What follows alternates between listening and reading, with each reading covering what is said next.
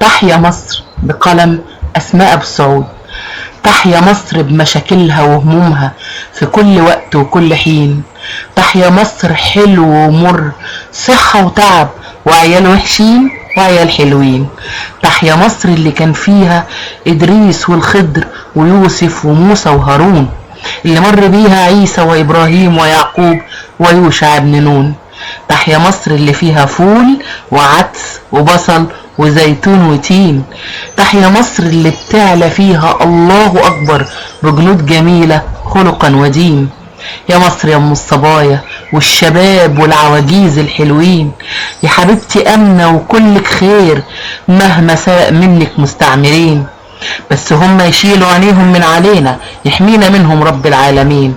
علماء تلاقي وخبراء تلاقي في مجالهم دكاترة ومهندسين. يا مصر يا ام العجايب، هرم وشمس ونيل وخضرة عالجنبين. اما الضحك وسع يا جدع، احنا الملوك على عرش ده متربعين. تجارة وصناعة وزراعة في جميع المواسم تلاقينا موجودين. ولما تسألني عدينا اقولك سماحة وعلماء علموا الدنيا من سنين.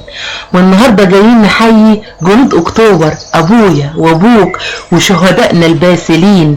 ونكيد اعادي متربصين لنا، ومن موقعي هذا مصر افكركم بصلاح الدين وسيدنا عمر ومحمد الفاتح وكل شجعاننا لرجالنا منتصرين.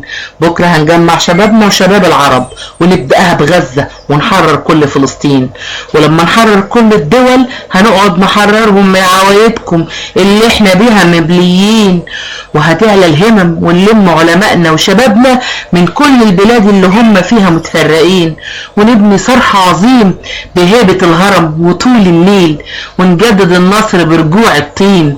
هنكتب التاريخ بفضة وذهب ونحفظه على الجدران كعادة قدمائنا المصريين، ونجتمع بالبلاد والعباد في أكبر فرح واحتفال كلنا مربوطين برباط متين. وارجع واقول تحيا مصر والله أكبر الله أكبر في أكتوبر وفي كل وقت وحين. شكرا لكم. كان معكم أسماء أبو السعود، إهداء إلى أبي البطل محمد أبو السعود وكل جنودنا الشجعان وشهدائنا الباسلين.